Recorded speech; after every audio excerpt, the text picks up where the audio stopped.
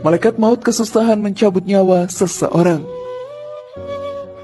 Dalam sebuah kisah tertulis dalam kitab Dakai Al-Akbar, karya Imam Abdurrahim bin Ahmad Al-Qadi, terdapat ruh yang tidak bisa dicabut dari berbagai arah.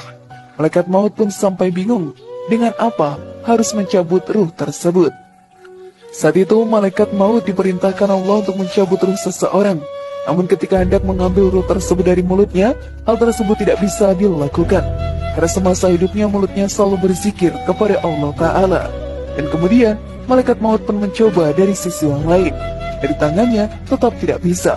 Karena ketika digunakan untuk bersedekah dan mengelus-ngelus kepala anak yatim, maupun sering berbuat kebaikan lainnya. Dari kakinya juga tidak bisa, dikarenakan kakinya meringankan langkahnya untuk selalu salat berjamaah di masjid dan tak kenal lelah melangkah menuju majelis taklim. Begitu juga dengan telinganya yang sering mendengar bacaan Al-Quran, mendengarkan azan dan mendengarkan zikir.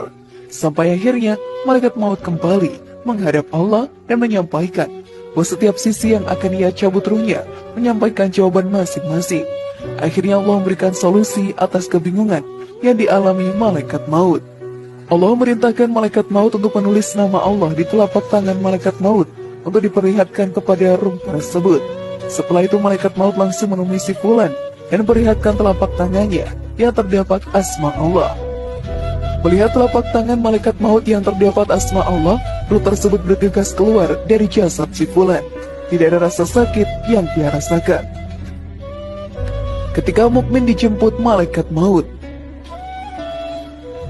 kematian seperti apa yang akan dihadapi setiap muslim tergantung apa yang dilakukan semasa hidup dan apa yang diucapkan di ujung tarikan nafas ketika ruhnya dicabut malaikat pencabut nyawa.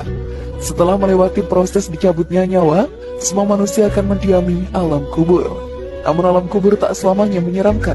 Seorang hamba bahkan bisa merasakan alam setelah mati seperti tidur layaknya pengantin baru. Ketika itu amal kebaikannya di dunia menjadi buah manis yang siap untuk ia petik. Para mukmin pun mendapat perlakuan berbeda dengan orang kafir dan munafik sejak malaikat maut menjemputnya. Rasulullah mengatakan bahwa jika hamba itu menuju ke akhirat dan terputus dari dunia, maka para malaikat turun kepadanya, seakan-akan wajah mereka matahari. Mereka duduk di hadapannya sepanjang mata memandang. Kemudian malaikat pencabut nyawa datang hingga duduk di dekat kepalanya. Malaikat itu berkata, "Hai jiwa yang tenang, keluarlah kepada ampunan Allah dan keridhaannya." Maka jiwa itu keluar seperti air yang mengalir. Malaikat itu pun mengambilnya. Para malaikat lain tidak membiarkannya ada di tangannya sekejap mata pun, hingga mereka mengambilnya lalu meletakkannya di kafan. Jiwa itu keluar dengan bau harum